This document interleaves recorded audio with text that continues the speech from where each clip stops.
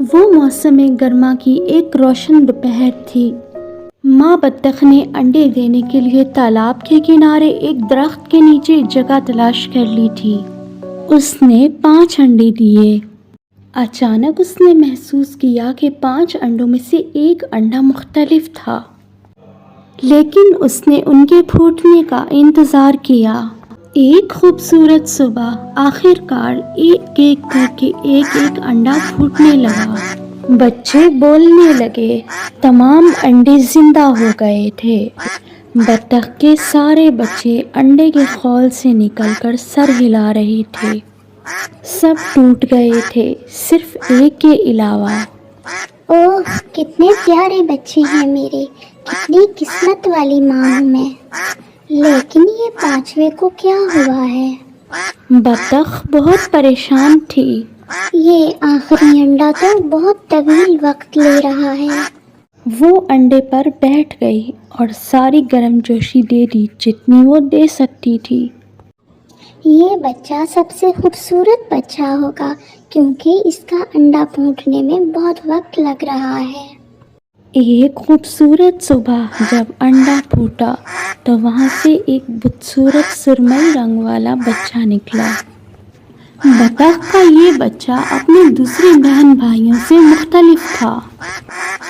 وہ کافی بڑا تھا اور بدصورت بھی تھا۔ میرے دوسرے بچے میں تو ایسا کوئی نہیں دکھتا، یہ بچہ تو شاید بدصورت ہے۔ بطخ اپنے اس بچے کو دیکھ کر حیران تھی اور اداس بھی۔ ماں کو امید تھی کہ ایک دن وہ اپنے دوسرے بہن بھائیوں کی طرح ہو جائے گا، مگر دن گزرتے گئے اور بطخ کا وہ بچہ بدصورت ہی رہا۔ اس کے سبھی بہن بھائیوں نے مل کر اس کا مذاق اڑایا اور وہ اس کے ساتھ نہیں کھیلتے تھے۔ بطخ کا بچہ بہت اداس تھا۔ تم بدصورت ہو، ہاں یہاں سے بھاگ جاؤ، تم بہت بدصورت ہو۔ بطخ کا بچہ بہت اداس تھا۔ کوئی مجھے پسند نہیں کرتا، میں بہت بدصورت ہوں۔ بطخ نے اپنے خاندان کو چھوڑنے کا اور جنگل میں کہیں دور جانے کا فیصلہ کیا۔ بطخ کا بچہ بالکل اکیلا جنگل میں بھٹکتا رہا۔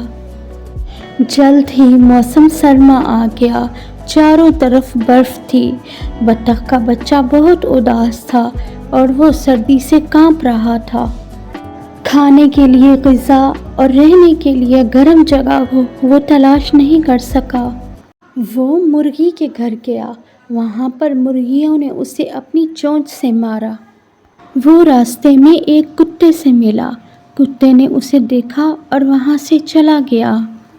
بطخ کے بچے نے اداس ہو کے خود سے سوچا، میں نہیں جانتا کہ میں اتنا بدصورت ہوں کہ ایک کتا بھی مجھے نہیں کھانا چاہتا۔ بدصورت بطخ نے پھر سے جنگل میں بھٹکنا شروع کر دیا۔ جیسے ہی موسم بہار آیا، ایک بار پھر سب چیزیں تازہ اور ہری بھری ہو گئی۔ وہ چلتا گیا اور چلتا گیا۔ اس نے ایک ندی دیکھی، وہ دوبارہ پانی دیکھ کر بہت خوش تھا۔ وہ ندی کے قریب گیا، اس نے ایک خوبصورت راج ہنس کو تیرتے ہوئے دیکھا اور اسے اس سے پیار ہو گیا۔ بطخ کا بچہ اپنی بدصورتی کی وجہ سے خود سے شرمندہ تھا اور اس نے گردن نیچے کر لی۔ سر نیچے کرتے ہی اس نے پانی میں اپنا عکس دیکھا تو حیران رہ گیا، کافی پریشان ہوا۔